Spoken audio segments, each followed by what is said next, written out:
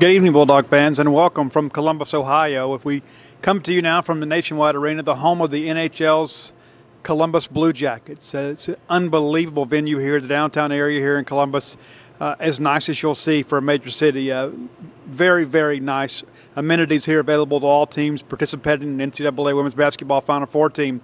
We've had an opportunity to hear from Bulldog players today, posted several videos, and we'll have many of those tomorrow as well. But a very confident Bulldog team.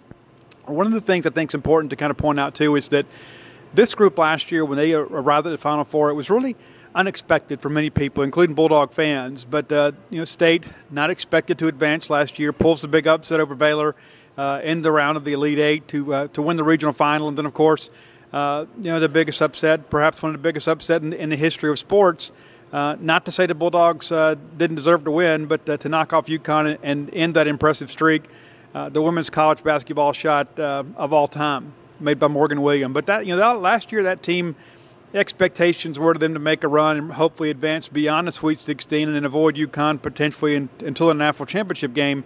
That didn't take place, but then history was made. This year, the expectations for this Bulldog team is much, much higher, and I addressed that with some of the players today, is that it felt more of a relief this year or a reward, because last year it seemed like the Bulldogs were kind of on borrowed time and playing some with house money. But this year, this team, anything less than a Final Four, and I think many Mississippi State fans would have been disappointed in the season. Well, those concerns are now abated because the Bulldogs are here.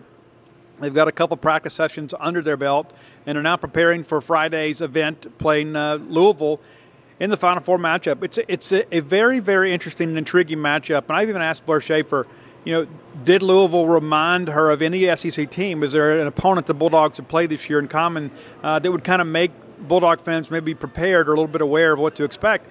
Blair said the biggest comparison would probably be Mississippi State. There's so many similarities between the two teams of what they really want to do offensively and defensively that they've seen a lot of themselves in their film review of Louisville. Talking to Louisville pressers around the complex today, a lot of confidence from this Cardinal team. They see this as an opportunity to kind of prove themselves. They have played everybody in the Final Four field with the exception of Mississippi State. That's a unique distinction that only the Cardinals have, having swept Notre Dame and then losing to UConn in an important matchup earlier this year. So the Bulldogs will be a new opponent for them, and that's something I think it's worth pointing out. The difference in the ball game, I think, more than anybody can really appreciate, is Tierra McCowan. Louisville simply has no answer for Tierra McCowan in the middle. So as well as I do, the game plan will simply be drive the ball on McCowan, try to get her in foul trouble early in the ball game, thus kind of leveling the playing field in the post.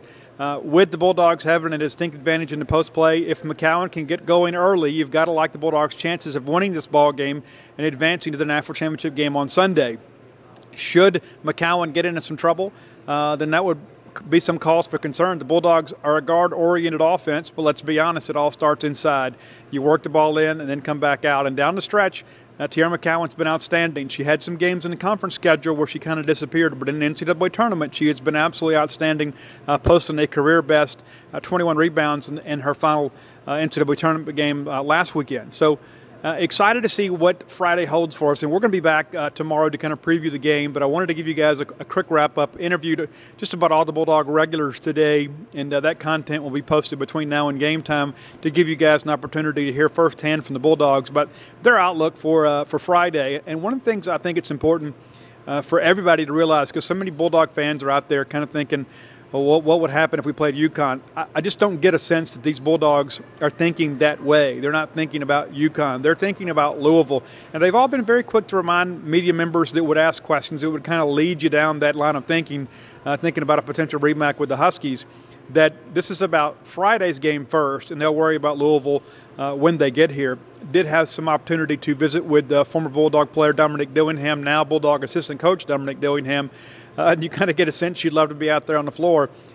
But she has done her part to help prepare some of these newcomers for what to expect and the intensity that they will see in this Final Four matchup with Louisville, because it is unlike anything else you see, even in the SEC tournament and in the SEC play. It is a different level altogether when you're in the Final Four. And I believe her experience can be invaluable, if for no other reason, just to kind of be somebody to remind them that it is a different level now. It's not one of these situations where you can just show up and treat it like another game. The Bulldogs do appear to have a real business-like approach to things, but I don't think it's a deal where the Bulldogs feel like it is just another game. They understand what's at stake. 2 wins away from the program's first national championship. Bulldogs have been in a situation before. They got that first one. This week, they hope to get them both. Until next time, I'm Steve Robertson for Gene's Page 247.